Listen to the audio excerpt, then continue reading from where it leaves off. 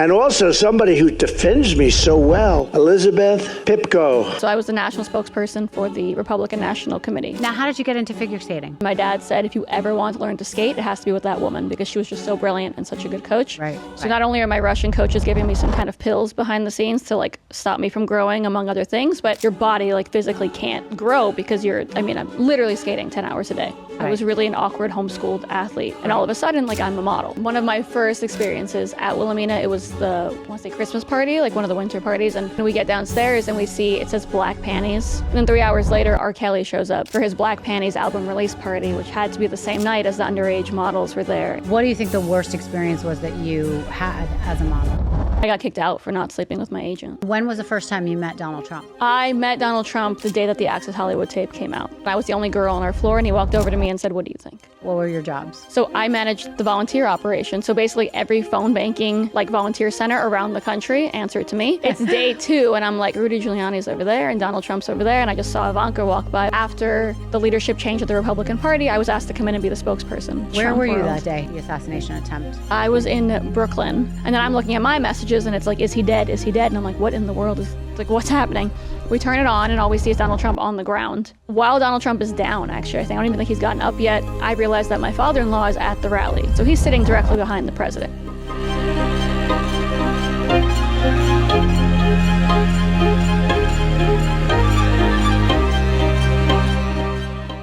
Today on Misunderstood, I'm joined by someone who's been called a rising star, a political firecracker, and one of the most outspoken young voices in the conservative world, Elizabeth Pipko. But before politics, Elizabeth was a world-class athlete with Olympic dreams. We talk about her childhood on the ice as a competitive figure skater, her unexpected turn into modeling, and how a last-minute decision to volunteer for Donald Trump's 2016 campaign changed the entire course of her life. Since then, Elizabeth's journey has taken her behind the velvet rope of American politics, working directly on Trump's campaign, becoming the face of the Exodus movement, meeting her now husband in the thick of it all, and eventually serving as spokesperson for the Republican National Committee. She believes Trump is the man to lead this nation, and she's not afraid to say why. Today, she gives us an unfiltered look inside the election, what's going on with Trump's kids, the strategy, and the power players in the Trump world.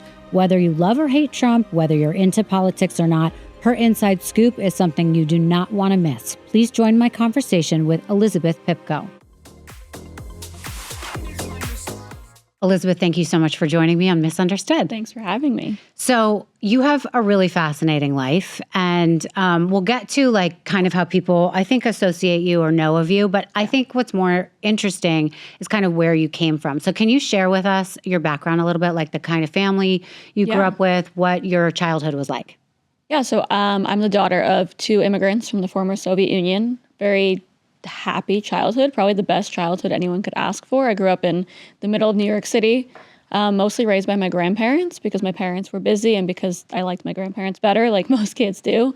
Honestly, a fun, normal childhood. My parents were very demanding, but in the best way. So very demanding, but also very lax. Like, I trust you to do whatever you want, but don't bring home a B. Right. And that kind of was what worked for us. I went to an Orthodox Jewish school from the age of like 2.5 until 13. Wow. And I discovered figure skating, which uprooted my life in a million different ways. But the childhood part was normal for me, probably not normal for most, but 2 Jewish immigrants from the former Soviet Union just proving to me that hard work is the only thing you need to succeed in America and giving me the best childhood anyone could have ever asked for. Wow. So I know you speak a few languages. Yeah. How did you learn those? In school? Hebrew in school. So Russian was my first language because I was raised by grandparents who only spoke to me in Russian. Okay. And then I was sent to school at 2, 3 years old, not knowing that people were all going to be talking in English. My parents forgot to mention that to me. So I went as like a little Russian-speaking toddler and then realized, because the day was like half English, half Hebrew in school. So I had to learn both very quickly. Oh, wow. And do you remember that being hard for you, or? All I remember is day one being, like, it's one of my earliest memories is being like, wait, I don't understand what's going on, and my parents not telling me why that was the case. Wow. But I don't remember much, minus eventually, obviously, learning to read, write, speak English, Hebrew, Russian, all at the same level. I'm always curious about people that speak all these different complicated languages. When you think, what language do you think in? If I'm angry, Russian, otherwise normally English. Wow. Yeah. Interesting. Okay. Now, how did you get into figure skating? So I was here actually in Boca on a family vacation. I want to say it was like Passover. In New York, I lived right near Central Park, so across the street really from Wallman Rink. Okay. So I had probably skated 10 times at like friends' birthday parties. If you're in New York, there's not many cool things to do. You're either bowling or like ice skating in the park for a birthday party. So I had skated. We were here, I want to say Passover time. My parents got into a really big fight and over nothing as usual. And I told my dad I wanted to go ice skating, me and my little brother. And he was going to take us. My mom said no, so that made him more adamant to take us. So he decided to go out of his way to find me an ice skating rink in the middle of nowhere. We stumbled upon one in, I want to say, Lighthouse Point, a few 15, 20 minutes from Boca. I was too late to skate, but we stood there and watched some of the skaters, and there was a very intense Russian coach in a lesson with a little girl. And my dad said, if you ever want to learn to skate, it has to be with that woman because she was just so brilliant and such a good coach. Right. So he talked to her after she was done, arranged like a half-hour lesson for me 2 days later. That night I told my parents I wanted to go to the Olympics, and that was it. Oh, no way. How old were you then? Almost 10, 9.5. Wow. We went back to New York, and my parents thought that I'd forgotten all about it. Meanwhile, I was like YouTubing figure skating every single night and dreaming of this coach. That summer we came back to Florida. I skated with that coach every single day. I was really late to be a figure skater. Most people start at like 3 or 4. Yeah. So she kind of told me you have to like prove yourself and catch up to everyone your age. So my mom would drop me off, and I spent like 6 hours a day at the rink every day. And then I would train in the hallway at night and teach myself all these things. And eventually I caught up to like where people were at my age. And the coach said that she and her husband would teach me full time if I wanted to. And my mom took me out of school, and we moved to Florida. Oh my God. That became my life for about 5 years until I got injured to the point of no return, and it all ended. Wait a minute. So your whole family uprooted, or you just came with your mom? So my mom was or is a concert pianist. So like she knew as a little girl what it means to like have a dream. Like when they were leaving the Soviet Union, my grandpa came to her and said, it's going to take everything I have to get this piano out of here. You're telling me right now, you're 10 years old, that you're going to make this your career. You have to pick right now, or I'm not going to try to negotiate with Russian authorities to get a piano out of here and into America. Right. And she said, that's what I'm going to do. And so she assumed that I was the same, which I was. And I was 10 years old. And I said, Mom, this is my dream. This is what I want to do. She convinced my dad and my little brother, who's probably impacted more than we realize now, but like in the process was like, I'll do whatever. Right. We all moved down here. My dad's work was in New York. So, I mean, when you think about the sacrifice, like my dad worked between Europe and New York. Wow. So he was in New York Monday, Tuesday every week, Wednesday, Thursday, Friday in Europe, Saturday, Sunday in Florida with us. What did he do? He's a lawyer. Oh, lawyer. And that's how we lived for like 3 years. And he only missed one weekend in 3 years. Wow. Yeah. So Are it was your a lot. parents still with us? Yes, they Are are. they still together? They're still together. Still Wow. fighting, but still very happily married. Well, that sounds normal. Yeah. So what was that like, though, training at that level? And you said you had to end because of injuries? Yeah, so I was very much plagued by injuries my entire young skating career. I think it's A, because I'm a crazy person and I would like skate through pain, and B, because I was overdoing it to try to catch up to everyone my age because I obviously knew that I was behind, but Right. also my very intense Russian coaches reminded me every day that I am too fat and too tall and too old and too all these things as they do, which they think motivates you, which did. So I had a broken femur at one point, which I skated on for 4 months. I broke probably every toe. I had a skate to the head, a few concussions. I fractured my tailbone, I think twice. I broke my hand once on a fall. And I came back from all of that. Some of it I actually skated through. Wow. And then I tore my ankle when I was almost 16. Tore 3 ligaments, 2 tendons, my Achilles snapped, everything snapped. Wow. And I was like, yeah, that's it. So, and then did you ever struggle as a young girl with any eating disorders because of them telling you were fat? I didn't through the skating. And then after skating, I moved back to New York and my life kind of changed very quickly. So I was still homeschooled. I had no friends. I had a cast on my leg for nearly a year. Oh. So I was 16 years old and in a really, really dark spot. And somehow around the same time, I got discovered by a photographer. It's signed by Wilhelmina models. Oh, and right. We forgot about that whole story. Right. And that's where it was like, hey, you're really fat. You should fix that. So I never really had an eating disorder. But yeah, like they did tell me to eat tissues and things like that. Right. But you weren't fat at all. I don't think so. Oh my gosh. So wait, hold on. Ending that career for you, I mean, I can't even imagine. That must have felt like a part of your identity disappearing. How did you make that decision? I mean, it sounds like it was made for you if you physically couldn't I didn't. do it. I actually kept trying to skate. I really, really did. When I got my cast off, I would like sneak out at night and try to train. And my mom was like, this is like, you're going to hurt yourself. And I did it, like refractured The only reason I didn't have surgery was because they said if we stitch this up, you could never skate again because the scar would be too thick to like fit in your skate, among other things. So I didn't have the surgery, but I mean, everything in my ankle was destroyed. They told me I would never skate. It's also the leg that like I land my jumps on.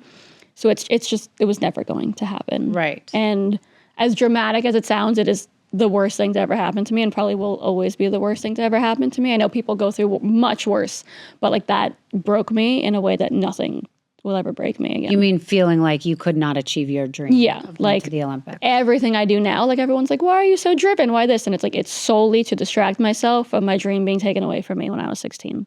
That's it. Oh, Elizabeth. Yeah. Wow. Yeah. So, all right. When you were discovered by Wilhelmina, did you feel like, oh, I've always wanted to be a model? Or, by the way, your body must have been so fit from doing all that ice skating. So it actually was. So imagine skating like 10 hours a day when you're like a little girl who's supposed to go through puberty and all these things. So you're basically, our job as figure skaters, probably gymnasts too, is to stop puberty. So not only are my Russian coaches giving me some kind of pills behind the scenes to like stop me from growing, among other things, but your body like physically can't grow because I'm literally skating 10 hours a day. Right. We would jump rope for an hour straight solely to try, because apparently it would do so much damage on your knees you wouldn't grow. That's what our coaches said. Grow, So- meaning they didn't want you to get bigger, taller. Yeah. Okay. Growing anyway, actually. Yeah. So after my skating stopped, my body decided to like catch up. Oh. So I'm 16 years old and I gain like 50 pounds. I grow like 7 inches. I get boobs and a butt and like all these things that like I never wanted and never thought about. Right. But at the same time, before the skating, I had been bullied a lot for being like an ugly, awkward kid.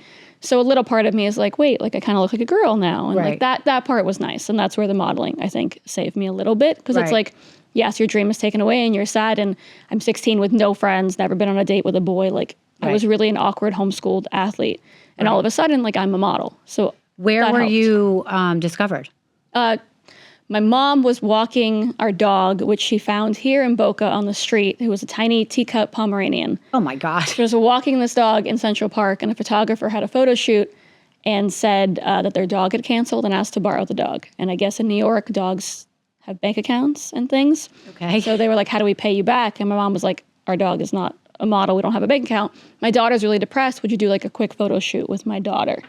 She did that, sent the pictures to Wilhelmina, and I was signed like a week later. Wow. So she just randomly sent it off thinking like, yeah, oh, I mean, I think she thought I was like remotely model worthy. Yeah, so but she yeah, just thought she saw something in you. Yeah. That's amazing. But what made your mom want to do the photo shoot? She just thought she just knew that I was fun? so sad and so depressed and was like, every girl wants to be a model. So like maybe it'll do something for her self-esteem. Right. Oh my God. So what was that experience like working for Wilhelmina? It was a lot. I would say the only thing that prepared me for that was the skating world, because I had already seen like all the worst parts of life. I had seen sexual harassment and sexual assault and annoying people and young girls being taken advantage of and all these horrible things. So I was prepared for that. But it was weird. You know, it was weird. I lived at home with my parents in New York City, so I was protected. But how many girls get discovered in other countries and get like plucked out of their homes, taken to New York and have no one to protect them and guide them? And I could only imagine. I mean, I saw horrible things too, but I can only imagine it was much worse actually what was going on. And it was awkward to be a part of it, for sure. You know, it's interesting. In, I don't know, early 2000s, like 2005, 2006, I'm trying to think. I worked in the nightclub business. I was like the director of operations in Vegas, in New York. And part of the job was I managed all the promoters. Yeah. And the promoters' job was to round up all the models from Wilhelmina, Ford, all the other places. And they had to come out with them at night. And they all were taken to dinner. It was all comped at one of our restaurants. And then they all came and were kind of plopped into a seat so they can sit next to the big spenders and potentially, you know, get these guys to spend more money. Yeah. And these girls were all from different countries. They only had each other. I remember talking to a couple of them because, you know, we would bring them alcohol. They weren't really allowed to drink. They didn't think it made them look good. I would give them some food. They'd be like, we don't eat. I'm like, these girls must be starving and miserable. And like, what are they doing? But it seemed like they were all having fun. But eventually I heard so many terrible stories that these promoters were almost like pimps. And that, you know, they had no family here and they just felt like they had to continually one up the other girl or sleep with someone or whatever it was. And it seemed like a very unsafe environment. And then also, you know, if you feel your self-esteem, I mean, it seemed like none of them had great self-esteem, but if they felt like something wasn't right with their beauty, their world was over because they had nothing else. That's all and I that thought that mattered. was really terrible. No, it was horrible. And I mean, you mentioned the nightclubs. One of my first experiences at Wilhelmina, it was the, I want to say Christmas party, like one of the winter parties. And my now best friend, I happened to meet her at a photo shoot a week before. We were both the youngest people at Wilhelmina, same agent, so we decided to go together. But we showed up and they gave us these like under 21 bracelets. I think we both had just turned 18. And then we get downstairs and our agents, rip the bracelet off. I was like, oh, don't worry. And I was like, oh, they're so cool. And then we get downstairs and we see it says black panties in like giant balloon letters, like all across, like everywhere in the club. Yeah. And we're like, what the hell is black panties? Like we had no idea what was going on. It's like a Christmas party. And then 3 hours later, R. Kelly shows up for his Black Panties album release party, which had to be the same night as the underage models were there in the club. So it's like your agents basically set you up to hang out with R. Kelly and some other celebrities I won't name who were very flirty with all of us, knowing we were under 21, probably under 18 for a lot of us too. And like they basically put us in that situation. And if my parents weren't 30 blocks away, who the hell knows what I would have done or like how you end up in a safe place. If you didn't have to go home to your parents, they wouldn't have known. And you may have made some other choices. What do you think the worst experience was that you had as a model? I mean, I got kicked out for not sleeping with my agent. So that's pretty bad. Yeah, that'll do it. Me and the same best friend. Meaning you lost them as an agent. Yeah, like basically one of their like new bookers that they hired was basically like, I'll get you these jobs if you sleep with me. And I came up with like a brilliant strategy. Me and the same friend were like, we're going to go and complain to like the higher ups and we're going to succeed and they're going to get fired. And we were so proud of ourselves and we showed up and all of our agents are there and they're like, hey, so before you speak, we just want to let you know you're actually too ugly to be here and we signed you accidentally, so you're going to have to go. Because they all knew what we were going to say and basically told me to my face, we made a mistake signing you. You're cute, but you can never be a model. So like, you're going to have to leave. Before I could even say like, I'm being sexually harassed by, Right. And that was it. And they never talked to us again. And you never modeled again? I did with other agencies, Okay, but like that was a pretty blatant, like, hey, this is what the industry is. Wow. And have you ever run into those people again? I've sent them things here and there. Like when I got like a cool cover, I would just like send it to that agent to be like, hey, screw you. But I haven't run into them. Right. No. Like someone thinks I'm cute. Yeah. Maybe not you. Exactly. And I don't want to sleep with you, but. Right. Didn't have to sleep with you and I'm on the cover. Right. Oh my God. Amazing. All right. So how did you get from that? First of all, before you answer anything else, what did you want to be as a child? What did you think besides a skater? Yeah. Which I didn't discover until like I was 10. I don't really know. I was such a happy child. Like my parents put me in everything. I was like captain of the math team in middle school. I played violin every day. Like every activity possible they gave me. I loved my school. I loved my friends. I was just like a normal, happy child. I wanted to go to Ivy League schools and make my parents proud. And I just didn't even think about anything. I thought the world was like an easy, fun, happy place. Right. Yeah. So after the modeling or during it, you finally get into college? Is that Technically, I was like, still very, very depressed over the skating. I didn't really want to do anything. I applied to Harvard and got in and then told my parents I wasn't going. And then like a year later, they convinced me to take like an online class here and an online class there. And then I didn't graduate to get my bachelor's until probably 8 years later because I was so lazy and so uninterested. But by the time I had graduated, that last year I had like gotten my act together, decided to graduate with honors, then applied to Penn, got a master's, and like grew up. Oh, wow. But for the first few years, I was like, my life is over. I don't need a college degree. I'm not going anywhere. Wow. So you got your degree from Harvard? Yes. Was it all online? 50%. I ended up going here and there, mostly because I needed an excuse to get out and like do something. Got it. The first 5 years, I might have gotten like 10 credits. And then the last 2 years, I graduated. I'm curious about that though. Like, is it harder to be at home doing online classes, even though it's with Harvard, or like as part of the Harvard experience being at the school with these like genius people? So like we kind of talked about before the show, I'm very antisocial. I have no interest in being around anybody. Right. But a part of that is probably because I was like virtual schooled growing up. Sure. So like most of my teenage life, before I got injured, but after as well, like I went to high school online. So like that's kind of how I taught myself to learn anyway. Oh, okay. And I just don't like people and people usually don't like me and it was just easier. Yeah. It's I don't know. It's just like, like what's the point? No, but I get it. I'm very much like if I need to, like I love meeting interesting people. Yeah. But if I'm here to get my degree, I'm going to talk to my professors when I need to and work my butt off and leave. Like I don't need the extra stuff. Yeah. You don't need the social aspect to it. Okay. Well, still 2 amazing degrees. How much were you interested in politics as you were growing up? So ironically, you said, what do you want to be when you grow up? There was like a year when I was like really little that I wanted to be in politics, but I never thought about it when I got older. Only now am I like, oh, maybe this actually makes sense. Yeah. But it was more like I'm obsessed with America because my parents are immigrants. My dad had introduced me to a lot of politicians in New York, mostly Democrats, but like I had known that like I spent some childhood years, like I have a picture on Hillary Clinton's lap in like our newspaper in New York. Like I had been with Chuck Schumer to like light the menorah in New York. Like I knew some politicians, but honestly was not that interested. Right. Yeah. So how did you become somebody that all of a sudden got into politics? Explain this whole story. It is so random. So during this time, I'm 20 years old, almost 21. Donald Trump has announced that he's running for president. I'm living in New York. Still not doing anything. Like I'm modeling here and there, failing out of a few college classes, mostly laying in my bed, just being depressed. At home with your parents? Yes, Okay. yes. I had a lot of friends doing a lot of stupid things. Like it was more so a way to get out and like feel rebellious. But And the way you knew Donald was because you were a New Yorker, like all of us who are New Yorkers know of all the things he does, but also were you a fan of like The Apprentice? I had never watched The Apprentice. I had known about it. Never watched it, mostly because I didn't watch TV a lot. But I had known about him mostly because Walman Rink in New York was operated and owned by him. So like it said Trump on the wall anytime that like I was skating in Central Park. That's what I knew of Donald Trump. And because I had the best, Russian babysitters in the world and they wanted me to go out every day. And when we couldn't go to Central Park because it was raining or whatever, we hung out in Trump Tower because it was 5 floors and it was close to my home and it was cool and the lunch was great. So that's what I knew of Donald Trump. Like I know nothing at that point.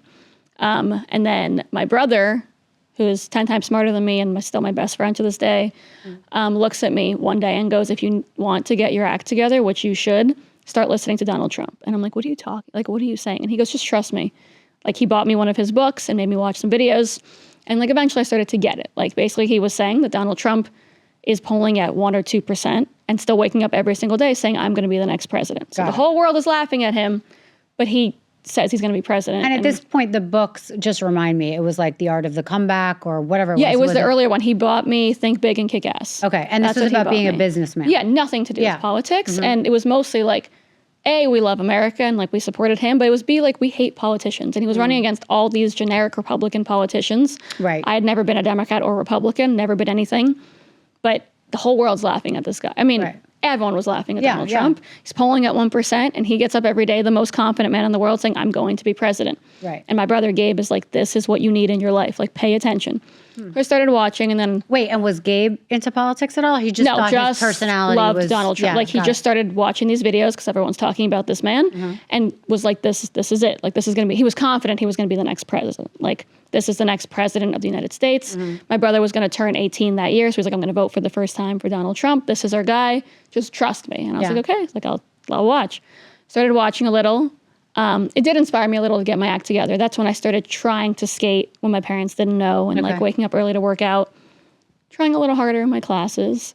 And then that summer of 2016, my brother goes, let's volunteer for the campaign. Like he was not the nominee yet, but it looked like he was going to be the nominee. So he's like, let's volunteer for Donald Trump. And I'm like, wait, how hard is that? Because you always hear that people work on a campaign and I've never known what that's volunteering is pretty easy. So you just raise your hand, you're like, I'll be there. Basically, you go and sign up. So if you're in like a red, for a Republican, if you're in a red state and you feel comfortable like door knocking, even a blue state, but not New York City, you can sign up to be a canvasser and basically go door to door and ask people who they're voting for. I wasn't going to do that anyway, but I was in Manhattan. So the option for us was phone banking. So basically, you go and you make phone calls for the candidate. In a certain area, or you do it from home? You can do it from home. Actually, the system wasn't very good when we tried, which is why we decided to go in. Okay. And we found out that the volunteer center was downstairs in Trump Tower, where we had spent my childhood. And I'm like, oh, it's a few blocks away. Let's go.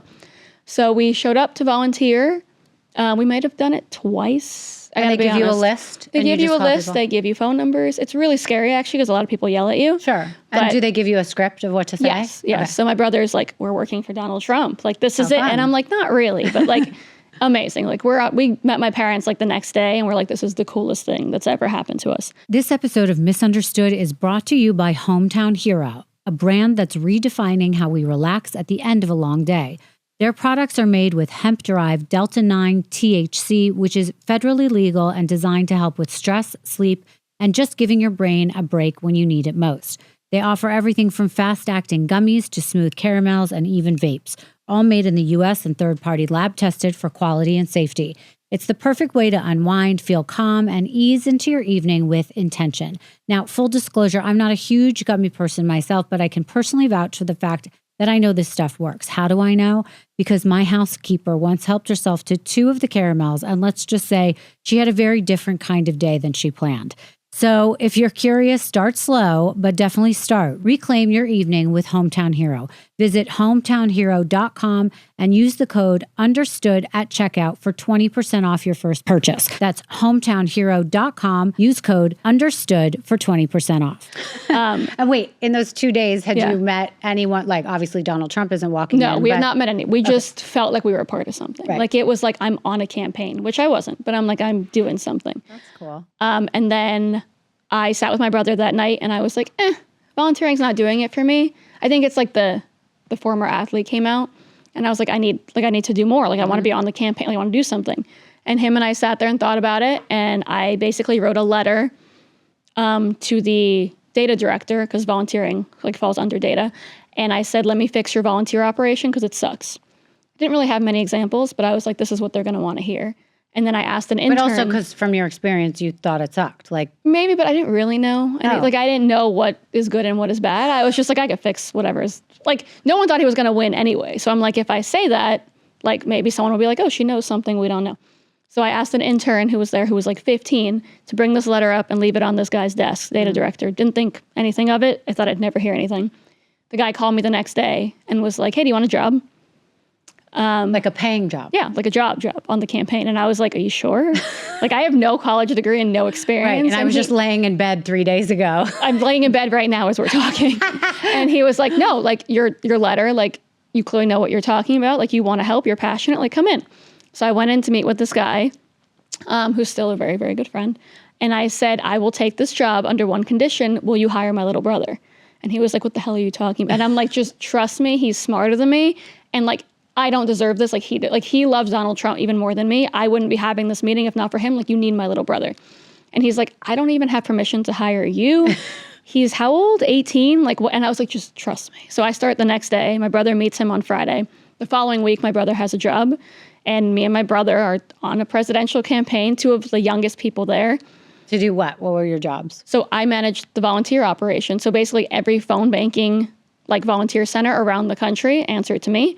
And I ran, so cool. Yeah, and I ran the phone banking like system. So we had a system so people can call from home. Yeah, I mean, I think so. I mean, hey, we won, so I'm going to take a tiny bit of credit. But right, that's true. Yeah, like it's could have been because of you. Exactly. Like, it's day 2, and I'm like, Rudy Giuliani's over there, and Donald Trump's over there, and I just saw Ivanka walk by over here. Like, guys, made it. I did it. I was crying yesterday, and I did it. Wow. So my brother was a data analyst on the campaign, the youngest staffer, I think, on the campaign, definitely the youngest data analyst. And could he do that? Was he? So to answer your question, we are 8 years later now, and my brother was the data director on the 24 campaign. Oh, wow. So yeah, that's how it happened. Then we won. I met my husband on that campaign, became friends with the family. The rest is obviously history, but that is how it started. Wow. Okay, wait, that's spooling ahead too quickly. Yeah. So you do this, and then when was the first time you met Donald Trump? I met Donald Trump the day that the Access Hollywood tape came out. And he came onto our floor because I think he was, meeting with people, and I was the only girl on our floor, and he walked over to me and said, what do you think? That was the first time I'd ever talked. He asked you what you thought of that tape? Yeah. Wow, the Billy Bush tape. Yeah. That was... And what did you think? Or what did you say? So because I ran the volunteer operation, I had like a bunch of burner numbers in my phone so I could give to volunteers so everyone could call me. And by the time he came up and asked me my opinion, maybe 2 hours had gone by since like the news broke. And I had probably 10,000 voicemails from just like women around the country being like, do not let this man quit. We don't care. So I was all hyped up and I'm like, Mr. Trump, nobody cares. I was like, you're going to be like, nobody cares. Just keep going. Well, wait a minute. Time out. Why do you think people were leaving messages saying they didn't care? Because the entire media was saying he has to drop out. So everyone was like, I need to get a message to Donald Trump. So I had, by maybe 48 hours later, thousands of hours of voicemails that I ended up putting together and sending to him. I don't think he ever listened to it. But that's fascinating. Wait, so it's something that seems very far away, and I wasn't like intimately involved in it. So I don't really remember too much about it, but I remember that it caused a big stir. Why weren't more women upset? I think for the average American person who is voting in an election, they are so obviously just in the know that all politicians are garbage, that for them to be tricked by the media to think this, recording from 20 years ago that doesn't really say much is like a reason a guy shouldn't be president. Like, no one's going to believe that. Right. No one was like, hey, I need my dad or my son-in-law or someone talking like this. Like, yeah, obviously it was remotely inappropriate. Even Donald Trump was like, yeah, I only talk that way in a locker room. But no one was like, he can't be president because of this. And also, I think people telling him to drop out, that's what angered people. Like, they were like, let me decide on election day if this is the guy or not. But don't tell him to drop out because you don't like it. Like, I don't care. So you personally, regardless of the 10,000 phone calls, it didn't bother you either? I mean, not my earliest memory is my dad explaining to me who Bill Clinton was and like what happened there. So I was like, why is everyone freaking out? Right. Like, so this is also that was his personality. Like, they encouraged him to be that person. People paid Donald Trump for that personality. Right. So I was like, he was famous for a bunch of beautiful women being obsessed with him and having a lot of money and being successful. So yes, a recording from 20 years ago might not be the most presidential. Like, who cares? Like, okay, totally get it. Yeah, like fair. I just didn't even, maybe because I grew up in New York and I'd been at Wilhelmina and, the average person might, for sure. But for me, I'm like, the fact that we're pretending this is a bigger deal than any mistake a politician has ever made that might have actually cost lives, for example, like that's dramatic and very hypocritical. Right. Okay, I totally see what you're saying. So when he asked you that and you gave him your opinion, how did that conversation end? He said, thank you. He walked away. I didn't breathe, obviously, for the entire 20 seconds. You fell on the floor. That was it. But then I didn't really establish any relationship with him or the family for a few years after that. Like, it was really, that was it. We won. And then if I hadn't met my husband on the campaign, I don't know if I'd still be involved in any way. Okay, tell me about your husband. Yes, I met my husband on the campaign. What did he do? He was chief of staff for the political team. And the political team and the data team kind of interacted because we gave our data to them to analyze politically. Okay. So he was the liaison between both teams and came down to our floor to talk a lot with my boss. I saw my husband, texted my mom and said, I found the guy I'm going to marry. She said, you're absolutely insane. Came home that night and she was like, tell me about him. And I was like, I don't know anything but his first name, but like, I'm telling you, this is it. Had you interacted with him at all? Okay, you just saw him. I had walked by as he was making a joke with one of my other bosses, and he just reminded me of home. Like, he reminded me of my dad. He reminded me of my brother. Like, I was like, this is it. Like, I've never been so confident in my life. I was 21. How old was he? 26. Okay. Like, what did I know? And my mom was like, okay, sure. Like, she thought I was ridiculous. So how did you finally start talking to him? So our floor on the campaign where I worked was where The Apprentice was shot. Okay. So it was like a giant open lot. And I moved my desk far from everybody else's because I had these volunteers calling me every 2 seconds. I didn't need to be around the noise. So I bought a basketball hoop for right next to my desk so all the guys from upstairs would come and play basketball. Smart. And eventually he came down and started playing basketball. No way. And just started talking to you? Yeah. And how long did it take him to ask you out? A few weeks. Okay. We went out on October 27th, and Election Day was November 8th. Oh. So we snuck out of the office and went to Dave & Buster's in Times Square for like an hour, and then went back to the office. Oh, gosh. We won an election together.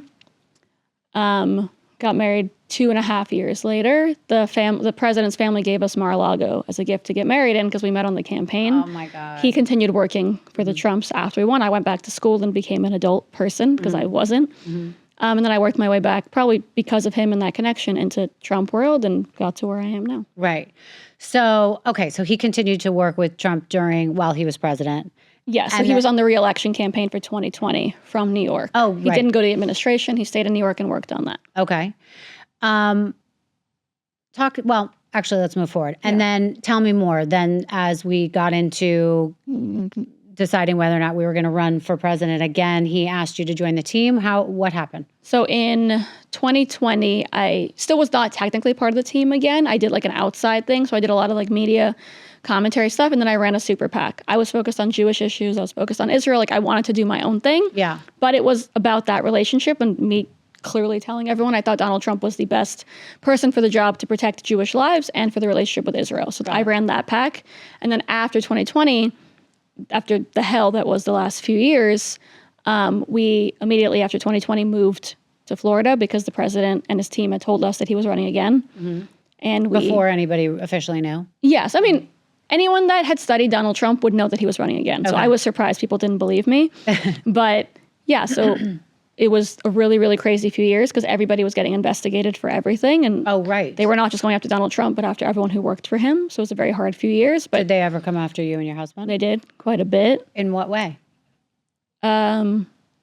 Just trying. I mean, the goal was obviously to blackmail and scare anyone who worked with Donald Trump into not working for him anymore, or like flipping and giving them some kind of information, I guess. Yeah. Or from going bankrupt with legal fees that they just couldn't work for him anymore. Right. Well, so from an insider scoop position on that, like, were you shocked that they were going after even people like you at that level? Were you like, oh, I get it, because we all have something to hide? Like, what, did you guys really know anything? Like, literally nothing. Like, that's why I think I support Donald Trump as strongly as I do. Like, it's almost selfish. It's because I have experienced a teeny tiny piece of what he has. Right. And so for me, it's like, if they're going after like my husband, clearly they actually have nothing, and Donald Trump never committed any crimes, because they're literally at the bottom of the barrel with my husband, who's the most innocent person in the world and knows nothing about anything. Did you have to say to your husband, do you know something that I don't know? This is crazy. No, I knew exactly what was going on. And we had friends that were like spending all their money on legal fees and like in a really, really rough spot. I was just scared. Like, we had a lot of fights of like, do we stay on? Like, what do we do? But it was Donald Trump or nothing for us. It is always Donald Trump or nothing for us now. But no, we stayed on. And then after the leadership change at the Republican Party, I was asked to come in and be the spokesperson for the party, which is the craziest thing ever. That's the craziest thing. Were you just like, wait, what? I mean, it made sense. I mean, I'd been around for 8 years. I'd been super loyal, and I'd been doing TV for a good amount of time. So like, it wasn't like I wasn't qualified, but it was still like, holy crap, like that's a big deal. You were doing TV in terms of the Jewish issues and political at that point too, but just like media commentary stuff on like Fox and the major channels. Felt comfortable on TV, but knew that I was going to be one of the faces of this movement, and if it failed, like, it's not going to look very good. But so explain what that new job was. Yeah, so I was the national spokesperson for the Republican National Committee. So just screaming and getting screamed at every day on TV. But explain, like, a day in the life. Like, what does that officially mean? You are the spokesperson. You have to answer questions about what the Republican team is doing. Yeah, so imagine like 10 radio interviews and like 5 TV interviews every single day for like the last year of the campaign. Wow. Commenting on anything Donald Trump may have said or anything Democrats may have said or like the state of the race that day. Did you feel like you had to... Listen, as a young girl who has no political background, did you feel like you had to like research stuff, or like you really knew this stuff and you knew Donald Trump well enough that you could answer these questions without someone sitting there and schooling you on how to do it? Yeah, I mean, it's a combination of things. You obviously study because you represent a major entity and you don't want to mess up. But I don't know if there's a lot of people that can say at that point they had been on his first campaign, ran a super PAC during the second campaign, and had done media commentary work for 10 years, had a degree in government and a master's. Like, I really was prepared. I just didn't realize in the moment that I was prepared. It's like, I always say this, it's like Karate Kid, wax on, wax off. You're learning all sorts of skills and knowledge, and all of a sudden it comes together and you're like, oh shit, I know this. Right. Not a lot of people had as much experience as I did in Trump world or in media. So it actually worked out. But no, it's very scary. And then there's days that are scarier than others. Like when, people decide to go after him and he served a lawsuit, or the mugshot day, or when he's shot in the head. Like there's ups and downs. Where were you that day? He was the assassination attempt. I was in Brooklyn, actually, with my husband. And so he was the digital director for the campaign. So like under him was the people that like live stream the rallies. So like, even though we weren't watching every single rally because we were working or doing other things, like he was always keeping tabs on it. So he starts getting like 30 messages in, a split second. And he's thinking, oh, the live stream went down, which, happens all the time. Mm-hmm. And then I'm looking at my messages and it's like, is he dead? Is he dead? And I'm like, what in the world is, like, what's happening? We turn it on and all we see is Donald Trump on the ground. Right. It was probably 20 seconds, felt like an hour of like, what the hell just happened? Right. While Donald Trump is down, actually, I don't even think he's gotten up yet. I realized that my father-in-law is at the rally because we had gotten him VIP tickets. So he's sitting directly behind the president. Oh, wow. So we clicked that the president has been shot, that people behind him have been shot, and that my father-in-law is sitting there. So while I'm trying to chase down my father-in-law to make sure he's alive and okay, Darren is calling the family and like team members trying to see if the president's okay. Sure. He gets up, obviously, and we knew he was going to the hospital, but like he looked, okay, but like hysterical. Like everybody is hysterical. Yeah. Obviously. So but you have love for him. Yes. You care about him. A lot, yeah. More than just our president. You have a space for him. Yeah, him and his family have been better to me and my family than almost anyone I've met. Now, coming from a family of immigrants, I want to ask your opinion on that, because he obviously has a lot to say about immigrants and this country. So how do you feel about his stance on immigrants? So it's almost easier for me because my parents were immigrants to say that like what my parents went through to get here, especially my dad, was absolute hell. Like my dad said goodbye to his father, who he never saw again, found out later that he died. The KGB had files on him and he wasn't allowed to see him. Like horrible, horrible stories. And it's like, that's what I know a lot of people go through to get here and to do it the right way. So if my parents had to come here and do it the right way, then maybe everyone else should as well. It doesn't mean I don't have so much empathy for people going through God knows what and knowing that this is the land of opportunity that can save them. So there's a middle ground. And I think Donald Trump gets a bad rap for the immigration thing. And I think a lot of people try to twist his words. And I mean, he's married to an immigrant. He has no actual issue with immigrants, but we have an immigration problem in the country because our border is out of control and you want people to come here the right way and to know how many people are here and who's here. I think that's a solid basic, and not everyone agrees on that. Okay, well, I like what you're saying, but do you think it's not productive when all of a sudden the message kind of is that all immigrants are murderers and thieves and rapists? And if he had said that, I would have hated it. But I never heard him say that. I heard the media tell me he said that. Right. And thinking, I'm thinking to myself, what a horrible thing to say. But that's almost, I think, what created a lot of Trump supporters is reading the headline, then watching what he said and being like, oh, he actually didn't say that at all. He never said all immigrants. Right. Had he said it, I would never have worked for him. Do you think he could have made it a little easier for himself and be like, Melania is an immigrant. Obviously, this is the land of opportunity. He could have made a lot of things easier for himself and all of us to speak on behalf of him. But that's not who he is. It's not how he talks. I agree. And I almost like the fact that he gives people the benefit of the doubt and assumes that they're going to do the research for themselves and realize what he was actually saying.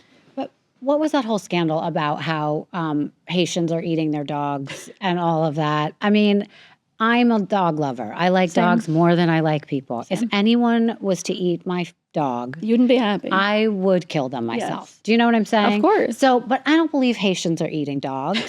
And then, at the time, I'll never forget, I was set up on a blind date. This was last year sometime. And the guy was very big into politics. Mm-hmm. And he started giving me some story about how, oh yeah, Haitians aren't just eating our dogs. Here in Florida, they're eating all of our ducks. Have you seen the ducks? I've heard about You've heard this, right? Too, yeah. I had to get up from the table and leave. I get it. I cannot listen to this ridiculous stuff. Now, I don't know any Haitians, okay? Not that there's anything wrong with them. I just have never come into contact with one. I haven't been to Haiti. I guess I've met some in foreign countries. I don't really know. Yeah. I don't think they eat dogs. If they do, that person is terrible, but I don't think the country believes in eating. Right, let me just say. Don't the Chinese eat the dogs? They do, actually, they do. Okay. They kill and eat the dogs, yes. Although Donald Trump does hate China and talks about Obviously, that. we know. Yeah, but I also, let me just say, I know a lot of Haitians, none of which have eaten any dogs and who I love very much. Again, blown out of proportion, not the best thing to say, but it's because he said it during a debate and everyone was looking for headlines and they were like, let us show everyone that while he's debating, I believe it was Kamala Harris at the time. Yeah. I think that was a debate. When he's debating her, this is what he says. What happened was someone showed him a news story about this. Right. Donald Trump is very, very big on what the people are saying. Like he loved, for someone at that level, I mean, before he was a candidate, but even now as president, he's always looking at what people are saying. Like he's very curious and he's very in tune, probably more so than me. I turn off social media. Do you think it's out of an insecurity or he just likes to be he loves in the know? See what people are saying. Okay. For someone like me, I do an interview and then I turn my phone off. He's very much into knowing what people are saying and trying to get an understanding of what people are thinking about different issues. Yeah. So someone had showed him that people were freaking out because some videos were going viral. Right. Of people doing things that, God forbid, they're eating, whatever they were eating. It was horrible. So he mentioned that people are concerned that this was happening. I don't think it was as big of a story, and it actually didn't catch on. Maybe it didn't catch on because he brought it up, and so the other story was bigger than what could have been going on. But and then I think Vance doubled down on that. I can't really remember, but did not. Do you think Vance is going to last? I've seen some reports somewhere that during the 4 years. Yeah, I mean, yes. Okay, yes. So he's doing a good job in terms of. A, he's doing a good job. Okay. B, people try to make a bigger deal out of things and try to make Donald Trump look like this crazy bad guy. Most people don't just get rid of a vice president in the middle of a term. It's not a thing that happens. Okay, so not going to happen. I've seen commentary in the last couple weeks or days, whatever it is, that Donald Trump is going to try and run for a third term. What are your thoughts on that? I think it's so funny how much he talks about it, knowing that it bothers people. A lot of he says it at rallies all the time. We do a little trolling. That's kind of what he's known for. He knows it bothers people. Right. So he likes to get under people's skin. I don't think people realize how funny he is. Oh, I think he's hysterical. I don't know if he realizes that, most people don't have a sense of humor like his. I actually don't think he even realizes that he's... Well, don't you think and this is where we need to get into whether or not he's misunderstood or if he's evil, like people say, right? But I think people are very fearful that even if it's a joke, even if he's just saying it because he's not really thinking about it, but maybe if the country's so much better, why not? I mean, I don't know his reasonings for saying it, but I think they see it as a very dictator thing. And that like scares people that all of a sudden you're going to change all these rules. Like all of a sudden it's the Gulf of America. Yeah. And then it's changed on a map. And then, I mean, a lot of the things he says, I think are pretty funny. And they can be crude and they can be mean, but they're kind of funny, And I don't even think he means it to be that way. But if you read it that way, it comes out as being really mean. I really don't think he realizes that most people don't have the sense of humor. Like people take things way more seriously than he does. Yeah. Like I've been around him where I'm just having to slow down and remind myself this is the former, current, future, whatever it is at that time, president of the United States. Because he's like talking to a friend. Right. Like he's just having a good time, loves to laugh, loves to make other people laugh. So does he think it's funny? Do you think that people make fun of him, like the way he speaks? I mean, imitation is the sincerest form of flattery. Right. I think. But do you think he feels that? Yeah, I don't like people always like to say he has, thin skin. I don't think he does. Right. I think he's just likes to troll as hard as people think they're trolling him. Right. Like he likes to have a good time. He likes to laugh. And I really don't think he realizes that most people he knows that they twist his words in the media, but I don't know if he realizes that the average person gets scared of the things that, are being reported and doesn't have the 20 seconds to actually find the real clip. Like to this day, I remember I watch The View every single day. Okay. I don't watch Republican news as much because I already know what they're saying. I want to watch the other side. So I watch The View every single day. And I remember up until the election, every single day they were saying Donald Trump said he's going to be a dictator on day one. Dictator on day one, dictator on day one. And I'm like, when did he say that? So I went to find the clip and he was in an interview and someone says, do you plan on being a dictator? And he laughs and goes, maybe just on day one. Like that was the joke. Right. And so if I see that, I'm like, oh, he's laughing at the fact that he's obviously not going to be a dictator. It's a good joke. Like maybe just on day one. But The View, whether they realize that they're doing it on purpose or they're just that scared that they can't think straight, was claiming that he had said from day one on, I'm going to be a dictator. Right. Like the fact is his jokes actually land if you get to listen to the joke, but the way they twist it, like the goal is to scare people. He doesn't mean to scare anyone. And he thinks, he was proven right because he won, but he thinks that the American people can read his jokes and the people in the media can't. Right. So he's never going to stop because it works. Like it works for him. He won again. People, not like me, people who don't know him really love him. Yeah. So why would you change? So it's very interesting though. Outsider looking in, you have his campaign seems to be filled with beautiful women. Whether they're smart or not, who knows? But all of a sudden his lawyer's a beautiful woman. They all are former models or I don't know. Doesn't mean that they're not educated because you were one and you are very educated, obviously. And it does seem like you were the best person for the job. It really does. But some people, he brings all these people into his atmosphere and they get all these jobs of people who have dedicated their lives to be politicians. And all of a sudden that's washed out and it's these what is considered random people that are not qualified for the job.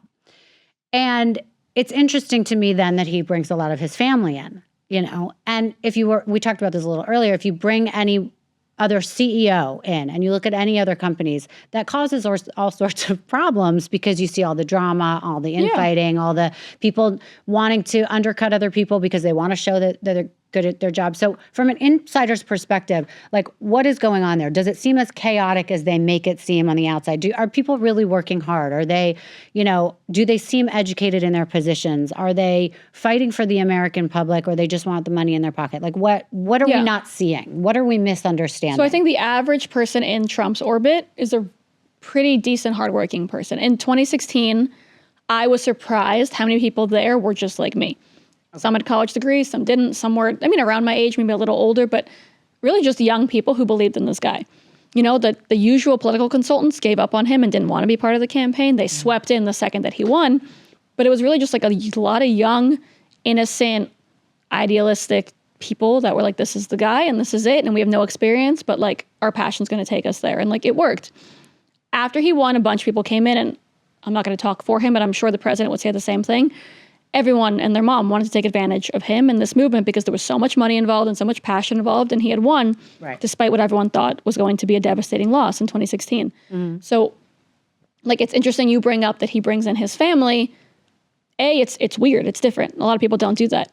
But if you had been a business person your entire life, entered into politics, somehow won, and knew that nobody in your orbit could be trusted, you'd bring in your family too. Good point. You know, so for me, it's like, I actually appreciate that he does that, because for a man that has had the personal life that he has and is on his third wife, to be that close with every individual child and his ex-wives and all these people, it's actually a beautiful thing. I don't know a lot of people that have as good a relationship as he has had with an ex-wife. Like, I've never seen that before. Right. You know, to see Marla Maples supporting him the entire time, like, it's actually really cool to see, but also to see every single kid supporting him at that level and wanting to be a part of it. You don't see that very often either. Right. But the fact is, when you're thrown into politics and you meet some of the most evil people that exist in this country and around the world, I will never blame you for being like, I'm going to bring my kids in instead because I trust them more. And I know for a fact they might not be as good at the job, but I know they're not trying to undermine me, whereas That's everybody fair. else might be. Okay, I like your perspective on that. What do you think, and I got to ask you, his thoughts are with a little bit of the drama going on with his kids? Meaning, Yeah. you need me to bring it up. You know, we all were watching Kimberly Guilfoyle for the last 4 years, really standing up for her fiance, her father-in-law to be, and then all of a sudden, by the way, it was very funny. The night that he won, I remember seeing her body language with Don Jr. And I was like, oh, there's a problem. And I didn't know about Bettina, is that her name? Yeah. And then all of a sudden that came out. Do you think that bothers, maybe not Trump, but Trump or the inner circle? Or they like, keep this on the down low, do not start showing your girlfriends. All of a sudden, the biggest news is now Vanessa Trump is dating Tiger Woods. And that was a whole drama because everybody joked that Donald Trump forced Tiger to put that post out. Did you see that? I didn't know that that was the rumor. Okay. That was the rumor, that he was forced to write that because Tiger would never speak like that in a post. So what are your thoughts about all this sort of scandal within the kids? Yeah. I mean, it's funny that that's the scandal. Like, most politicians' kids, when you say scandal, it's like much worse than just someone breaking up with a girlfriend and having a new one. True. You know, so it's really not a scandal. At the same time, Donald Trump's kids are incredibly popular. Like, I have gone around the country with a few of them, and I have seen them fill out an arena like a seasoned politician can't do. So they almost can't escape the spotlight because A, they're involved in their dad's work, and B, the people really love them. Like, they are celebrities and politicians in their own right. People are talking about 2028, 2032 and saying, is Donald Trump Jr. going to run? Is Lara Trump going to run? Like, this is what he has created because they are that, you know, relatable to people. For whatever reason, it works. People love that family and love his kids almost as much as they love him. So A, they're in the spotlight. B, they're also humans, and they're humans that have been through a lot of hell these last few years. And I think they would rather have their personal lives out there and be as relatable and transparent as possible than kind of hiding it and letting people assume the worst, which is usually a lot worse than the actual truth. Yeah. If someone had a breakup and it's an amicable breakup and the ex-girlfriend or ex-fiance is still in the circle and loved by the father-in-law and has a position and supports the family, I mean, what's a better breakup than that? Like, it's actually very normal. I'm sure people love to talk about it because any headline with the word Trump in it, people want to click on. Yeah. But in reality, it's really not that scandalous. Like, You're right. The way you say they it, broke up. He's dating someone new. This one's still around, and everyone loves everyone, and everyone supports everyone. Like, it's actually kind of nice. And Do you think that Donald Trump is hoping that Tiger Woods will be his stepson-in-law? How does that even work? oh yeah, it's a good question. I don't know what the title would be, but Yeah. I mean, yeah, he likes The him a new lot. father to his grandkids. Right. So their stepfather. Right. So his, yeah. I mean, I can't speak for him, but why not? He seems to like him a lot, you know? Right. Yeah. Okay. Let's talk about Melania for a second, because I think a lot of people. So, you know her relatively well? Less than the rest of the family. She actually is what people say. She's very quiet and does her own thing, but I've been around her many times. Yeah. So I'm just curious. I mean, so many people, again, for years have made fun of this, like blink twice if you need help, Melania, or whatever. It's very obvious she's a good mother. She loves her kid. Yeah, she wants to make sure her kid is raised the right way.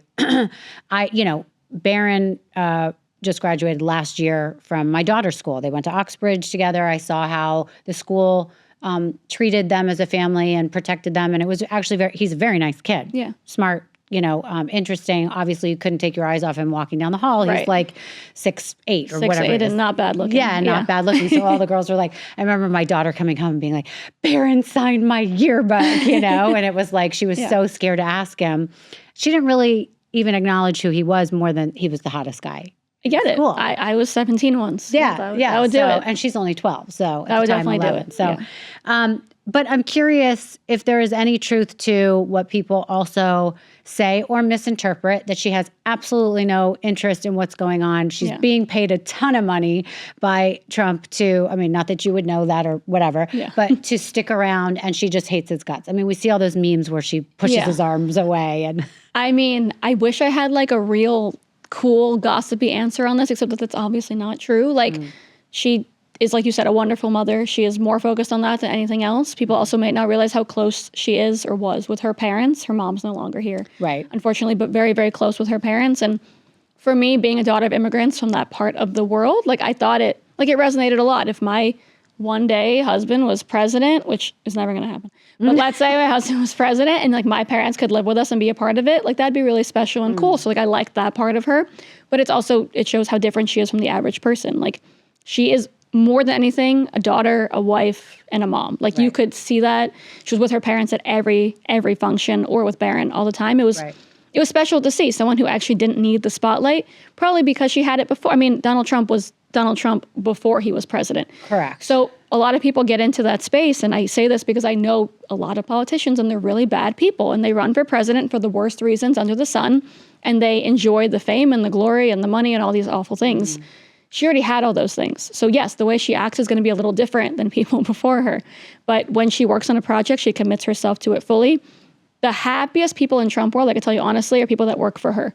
I know a lot of people that work for her that are the most down-to-earth, happiest people in the Trump circle. Like genuinely, everyone that works for her I've never heard a complaint ever. Right. Like she knows what she wants to do, but she also before that is a human being, and everyone sees that. And I like that she's different from other people, and I appreciate it because she comes from a part of the world that my family comes from, and I get it.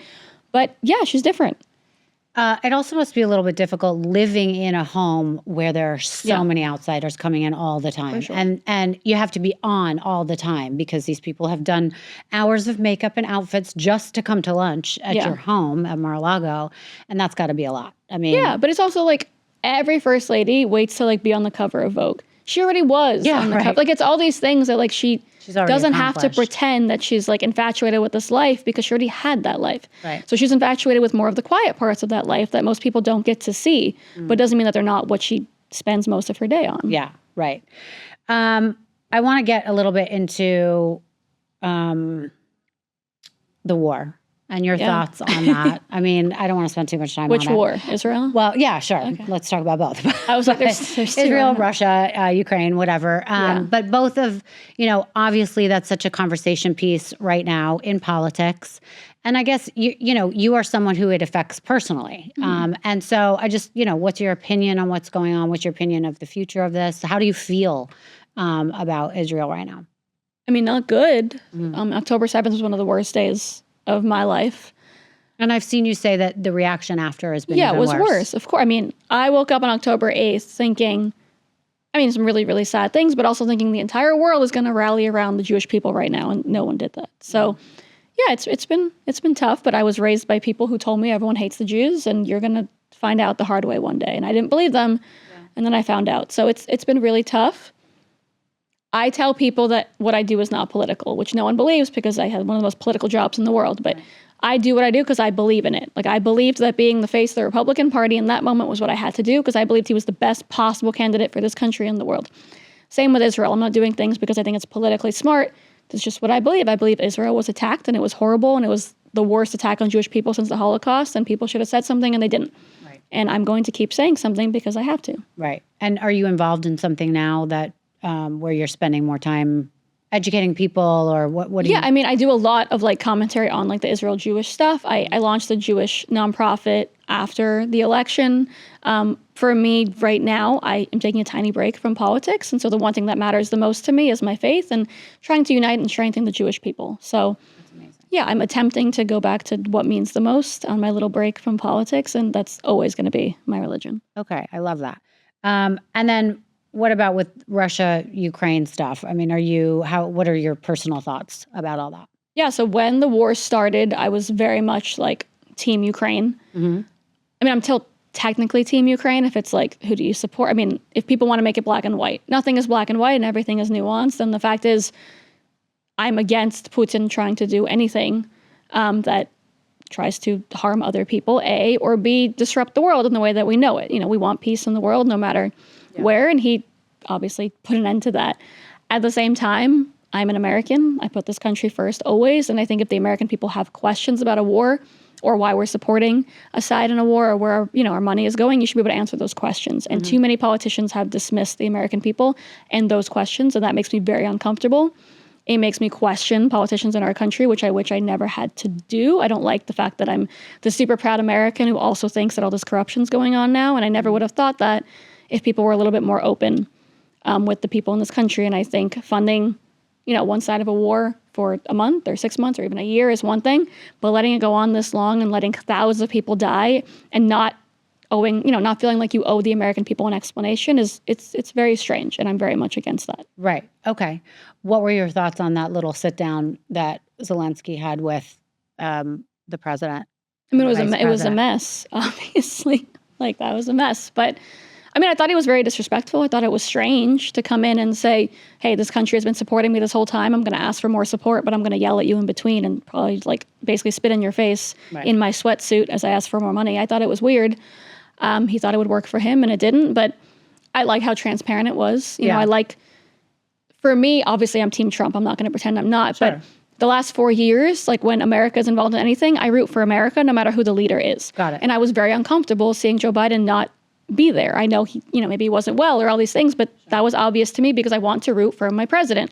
Right. I want the president to be out there and represent us. And I like the fact that at least people who liked or didn't like Donald Trump could see our president and vice president sitting on a couch with a foreign leader and having that conversation, because they haven't seen that in a long time. Right. Okay. Good point.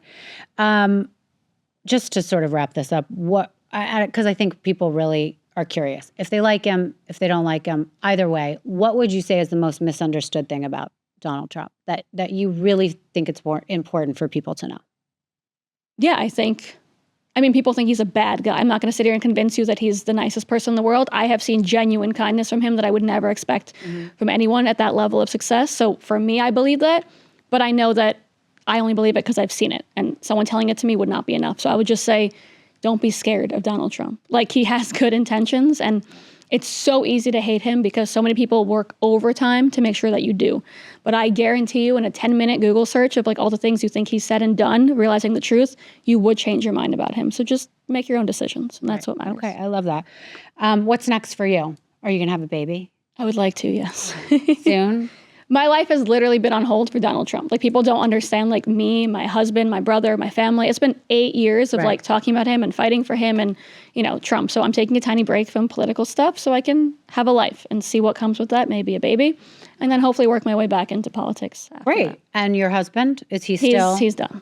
Oh, he's done. He's done. He was like, I made the guy president. That's what matters. He's the greatest of all time, and now I'm done. And does that look good on a resume? Is he doing something else now? He's like, I want to be a stay-at-home dad. Okay. I fought the fight. I made the guy win. I'm done. I don't care if I make another dollar ever again. Okay. Yeah, it's going to be fun for me to pay those bills. Yeah. Oh my God. Okay. I love it. So if people are interested that are watching or listening and interested in following your story, being a part of your nonprofit, please tell them where they can find you. Yeah, it should just be Elizabeth Pipko on YouTube, Instagram, X, Facebook. I think that's all of them. And also you have a book. I do have a book, Finding My Place. It's from a few years ago, but most of it is still pretty accurate. Okay, good. And where can people find that book? Anywhere that you buy books. Amazon, Barnes & Noble, wherever books are sold. Awesome. Okay, Elizabeth, it's a pleasure to have met you. I find you fascinating. It's great that you have this inside scoop. And listen, now I live in Florida. I'm also a New Yorker. Like, I get it. What I don't like, I will say, is the far, far on the other side MAGAs who are... I don't think they have great intentions, and they've missed the mark on who Donald Trump is or what the message is. And their message becomes hating on anybody that doesn't believe in their stuff, being violent, like all those things to me are scary. And I think they get lumped in with what MAGA is. Right. And it's just not. I mean, and, you know, listen, I have people that I know that are very liberal, and they're the same way. I mean, you cannot talk to them about anything else. And, you know, my own mother yesterday was going on and on and on. Did you vote? Did you vote? Did you vote? I'm like, vote for what? What are we you know, there's some Florida election. Yeah. And I said, listen, Mom, I don't like, and she lives in New York City. I don't like to talk politics with anyone. I don't like to be pushed into voting or not voting. I'm not going to discuss that. And her response was, oh, what are you now, a Trumper? And I thought that was a really terrible answer because I was like, what does that have to do with anything? And if I'm a Trumper, what I'm not a Trumper, but what does that mean if I was? Yeah. And why does that offend you so much? And it got me into a fight with my own mother. Yeah. And listen, now I live here. I do see a lot of things differently than I think was reported. And I was a journalist for all these times. Yeah, so you know. So I know what it's like. But, it's been very eye-opening to see your side of things, but also to really live here and become friends with people that, were such adversaries for a long time being in New York. The best thing you can do. Yeah. And I love it. And I love living in Florida. And I'm fine with what's happening now in the presidency. And I just think that a lot of it was hyped up. And, so it's an honor to have met you. And I wish you the best. And maybe you and I will both come out of our recluse lives to have a drink one night. Maybe once. Yeah. All right. Thank you so much. Thank you.